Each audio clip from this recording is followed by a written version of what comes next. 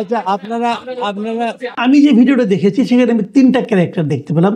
মঞ্চে বসেছিলেন সামনের দিকে, একজন হলেন ওই কমিশনের যিনি চেয়ারম্যান ছিলেন জনাব আব্দুল মুহিত চৌধুরী, উনি সাবেক সচিব, উনি বিমানের এমডিও ছিলেন, মানে উনি ঝানু ব্যক্তি, একজন ঝানু আমলা আমি বলবো। এবং সেই সঙ্গে বর্তমানে চেহারা দেখলাম যেটা, মোটামুটি ভালোই বুড়ো হয়ে গেছেন, কারণ উনি রিটায়ারই করেছেন প্রায় 20 বছর আগে, কাজে বুঝতেই পারছেন ওনার বয়স অনেক হয়েছে। পাশে ছিলেন জনপ্রশাসন মন্ত্রণালয়ের সচিব মিস্টার মুখলিসুর রহমান, এবং তার পাশে ছিলেন এই জনপ্রশাসন সংস্কার কমিশনের যে শিক্ষার্থী প্রতিনিধি মিস্টার মেহেদি হাসান। সরকার যতগুলি কমিশন করেছে সবগুলি কমিশনে একজন করে শিক্ষার্থী প্রতিনিধি দিয়ে দিয়েছে। এটা কমন, অন্যরা যে যাই থাকুক না কেন, অন্য প্রফেশনের অন্য পেশায় যারাই থাকুক না কেন, কোনো সমস্যা নাই, কিন্তু এটা কমন, এটা হলো শিক্ষার্থী প্রতিনিধি রাখতে হবে। সেই শিক্ষার্থী প্রতিনিধি কে নিয়োগ করছে, কে বিচার করছে, কে তাকে নির্বাচন করছে, কোন যোগ্যতায় নির্বাচন করছে, এবং সে সেই কমিশনে কি ভূমিকা রাখতে পারবে অথবা কতটুকু রাখার যোগ্যতা আছে, সেগুলো আদৌ বিচার করা হয়েছে কিনা, করলে কে করেছে, কোন বিবেচনায় করেছে, এগুলো সবই প্রশ্ন আপনি তুলতে পারেন, কিন্তু কোনো প্রশ্নের কোনো জবাব পাবেন না। আমাদের এখানে যে ট্রান্সপারেন্ট গভর্নমেন্ট আছে, যে পরিষ্কার গভর্নমেন্ট, যে স্বচ্ছ সরকার, তাদের কাছ থেকে কোনো জবাবই মিলবে না আপনার। তারপর আপনাকে ভাবতে হবে, আপনাকে বলতে হবে, আপনাকে বিশ্বাস করতে হবে এটা একটা ট্রান্সপারেন্ট গভর্নমেন্ট। এরা আমাদের অনেক কিছু করে দেবে, এরা আমাদের সংস্কার করে দেবে, এরা আমাদের চেহারা পাল্টে দেবে, এরা আমার দেশের রাজনীতিকে পাল্টে দেবে। বিশাল সব জ্ঞানী লোক এখানে বসে আছে, সেই জ্ঞানের বহর এবং সেই জ্ঞানের উত্তাপে নয়, উৎপাতে আমরা এখন ক্লান্ত হয়ে যাচ্ছি। উদাহরণ দিচ্ছি, যেখানে দেখছিলাম ওখানে হঠাৎ করে দেখলাম এই যে মেহেদি হাসান সাহেব, যিনি এখনও স্টুডেন্ট, লেখাপড়া শেষ করেন নাই, বিশাল জ্ঞান নিয়ে ওখানে বসেছেন, তিনি সাংবাদিকদেরকে বলতেছেন উদ্দেশ্য করে, কি বলতেছেন, আমি যেহেতু ভিডিও চালাই না, এটা আমার একটা সীমাবদ্ধতা, আমি ওই ভিডিও থেকে হুবহু আমি নোট করে আপনাদেরকে পড়ে শোনাচ্ছি। তিনি বলেছেন, যখন আপনারা কথা বলতেছেন জনপ্রশাসন সংস্কার কমিশন, তখন আপনাদের জনপ্রশাসন সম্পর্কে কিছু বেসিক বিষয় একটু চিন্তা ভাবনা করে পড়াশোনা করে আসার দরকার ছিল। সেই জায়গা থেকে আপনাদের একটু ঘাটতি দেখা গেছে।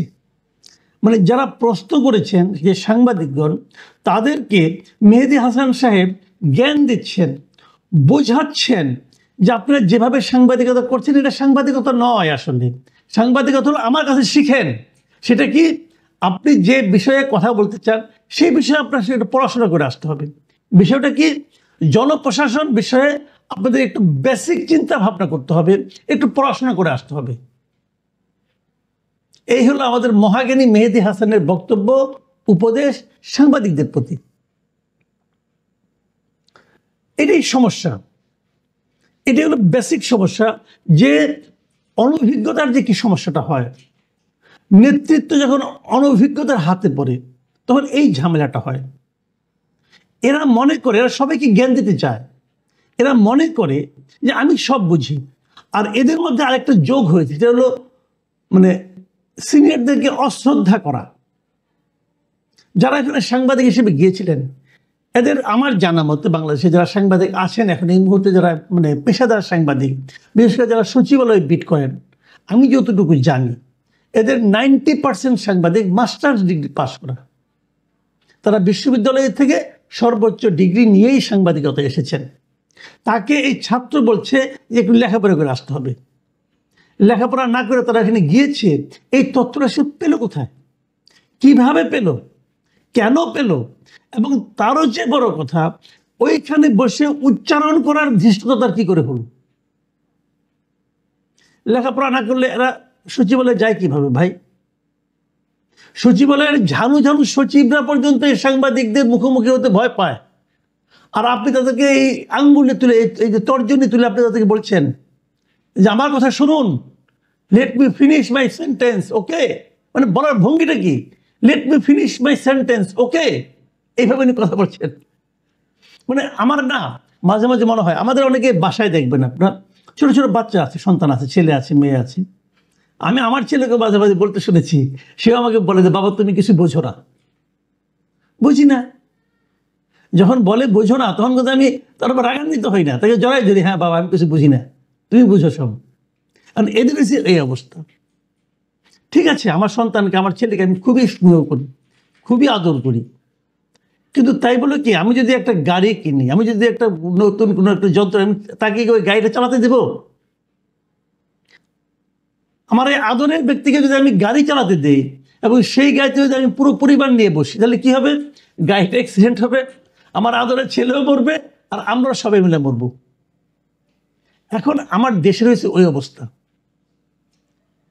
দেশের গুরুত্বপূর্ণ যে প্রশাসন, গুরুত্বপূর্ণ যে বিষয়গুলো, সেগুলো পরিচালনার দায়িত্ব পড়েছে এই অনভিজ্ঞ আমাদের সন্তান সম শিক্ষার্থীদের হাত। ওরাও মরবে, দেশটাও ডুববে, আমাদেরও মারবে, আমার এরকম মনে হয় মাঝে মাঝে। আচ্ছা ঠিক আছে, উনি না হয় বললেন। তখন আবার আমি দেখলাম এই আব্দুল মুহিত চৌধুরীর কাণ্ড কারখানা। দেখেন, লোকটা বয়স হয়েছে, তো আসলে বয়স্ক লোকদের প্রতি আমার এক ধরনের মায়া কাজ করে। মায়া কাজ করে মানে এদের স্মৃতি ভ্রম ঘটে, এদের কথাবার্তার ধারাবাহিকতা থাকে না, এরা কি বলতে যে কি বলে ফেলে ঠিক থাকে না, এরকম হয়। অনেক জ্ঞানী লোককে আমি দেখেছি, বয়সজনিত কারণে মাথার দু একটা তার ছিঁড়ে যায়, এরকম হয়। ওনার হয়েছে বলে আমার কাছে আজকে ওনার কথাগুলি শুনে মনে হয়েছে। আপনি শুনুন উনি কি বলেছেন। উনি এই মেহেদী হাসানকে সাপোর্ট করতে যে তিনি বলছেন সাংবাদিকদেরকে, please listen to me, you are trying to accuse a person, a very young person, still a student. ভালো, অনেক ভালো ভালো যুক্তি দিচ্ছেন। তার সার্বিক পরিস্থিতি জানা সম্ভব না, মানে স্টিল এ স্টুডেন্ট যে লোকটা, তার সার্বিক পরিস্থিতি জানা সম্ভব নয়। আরে ভাই, যদি তার সার্বিক পরিস্থিতি জানা সম্ভব না হয়, তাকে আপনি কমিশনে বসালেন কেন? এটাকে ফাজলামি করার জায়গা নাকি রে ভাই? এটাকে ফাজলামো করার জায়গা? আপনি জনপ্রশাসন সংস্কার করবেন, সেখানে যে সব পরিস্থিতি জানেন না, তাকে আপনি বসিয়েছেন কেন? তাকে নিয়েছেন কেন? তাকে তো বেতনও দেওয়া হচ্ছে, ওই ছেলেটা কিন্তু বেতনও দেওয়া হচ্ছে, টাকা দেওয়া হচ্ছে, সরকারি খাত থেকে টাকা যাচ্ছে। এটা কি কোনো বাবার টাকা নাকি? আমাদের টাকা, আপনার টাকা। এই টাকার অপচয় কে কে জবাবদিহি করবে এগুলো? ঠিক আছে, শুনেন তারপরে আরো সে কি বলছে, আরো কি সুন্দর যুক্তি। কিন্তু সে জেল খেটেছে, জেল থেকে বের হয়ে আসছে এবং এ আন্দোলন করছে, আন্দোলন করেছে। আন্দোলন তো আপনারা এখানে যারা আমরা করি নাই। মানে এই ছেলেটার জেল খাটছে, এটাকে যোগ্যতা, জেল থেকে বের হয়েছে এটা আরেকটা যোগ্যতা, এবং উনি আন্দোলন করছে এটাও একটা যোগ্যতা। সব যোগ্যতা, আমি অস্বীকার করছি না, সব যোগ্যতা। তারপরে যে কথা উনি বলেছেন, আন্দোলন তো আপনারা এখানে যারা আমরা করি নাই, মানে আমি তো করিই নাই, যারা সাংবাদিকরা আছেন তারা কেউ আন্দোলন করেন নাই। মুহিত চৌধুরীকে আমি বলতে চাই, ভাই আপনার শীত ঘুম ভাঙেন, দেশ সম্বন্ধে কোনো খবর রাখেন। এই আন্দোলন কে করেছে? আপনি করেছেন? আপনি করেন নাই? আপনি যে করেন এটা আমি শিওর, কারণ আপনার কথা থেকে সেটা মনে হচ্ছে। কিন্তু আপনি সাংবাদিকদেরকেও আপনার মতো ঘুমে জাগরণে সেই সময় কাটিয়েছে ভাবলেন কিভাবে? আপনি করেন নাই, বুড়া মানুষ ঘরে বসে আছিলেন, ঘরে বসে ঝিমাইছেন, ঠিক আছে থাকেন, আমার কোনো আপত্তি নাই। সাংবাদিকরা করে নাই, এই খবরটা আপনাকে কে দিল? সেটা আপনি এখানে বলার মতো দুঃসাহস কিভাবে অর্জন করলেন? সাংবাদিকরা আন্দোলন না করলে আন্দোলন হতো? কে আন্দোলন করে নাই? রিক্সাওয়ালার আন্দোলন না করলে আন্দোলন হতো? মহিলারা আন্দোলন না করলে আন্দোলন হতো? গৃহবধূরা আন্দোলন না করলে আন্দোলন হতো? এমনকি শিশু কিশোররা বন্ধু আন্দোলন করেছে। কোনো খবর রাখেন দেশের? ধাম করে বিরাট একটা পদে বসে পড়ছেন, কোনো খবর রাখেন? রাখেন না। তারপরে আবার যখন এটা দিয়ে আবার সাংবাদিকরা প্রতিবাদ করেছে যে আপনি কি করে বলেন আমরা আন্দোলন করিনি, এবং তারা বললেন আমাদের 6 জন সাংবাদিক আন্দোলনে মারা গেছে পর্যন্ত, তখন উনি জবাব দিচ্ছেন, শুনেন দেখেন কি জবাব দিচ্ছেন। তিনি বলেছেন আন্দোলন ছাত্ররা করছে, সেই আন্দোলন আপনারা কাভার করেছেন, সেই কাভার করতে যে আপনারা অনেকেই পুলিশের গুলির সামনে ছিলেন, এভাবে আপনারা আহত হয়েছেন, নিহত হয়েছেন, এটাই স্বাভাবিক। মানে সাংবাদিকরা যে আহত নিহত হয়েছে এটা খুব গুরুত্বপূর্ণ না, কারণ আন্দোলন ছাত্ররাই করছে, আর কেউ করে নাই। এবং এটা কভার করতে যে সাংবাদিকরা গুলি খেয়েছে, সাংবাদিক অন্য কোনো কারণে গুলি খায় নাই।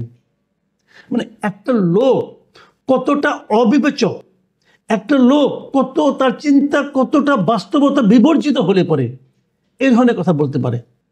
আমি কিন্তু এখন দেখেন, আমি আলোচনাটা শুরু করেছিলাম এই মেহেদী হাসানের অবিশ্বাসকারিতা নিয়ে, মেহেদী হাসানের আমি অনভিজ্ঞতা নিয়ে, কিন্তু আসলে আমি মেহেদী হাসানের চেয়েও বেশি আতঙ্কিত এই মুহিত চৌধুরীদের মতো বৃদ্ধদের নিয়ে। তারা তো পুরো জিনিসটাকে গুলিয়ে ফেলেছে, তারা তো আন্দোলনের স্পিরিটটাকেই বুঝতে পারছে না। এই সমস্ত ছোড়া এবং বুড়াদের দিয়ে আমরা কি করব, করবোটা কি? এদের নিয়ে জড়ো করা হয়েছে বিভিন্ন কমিশনের নামে। এরা করবে সংস্কার,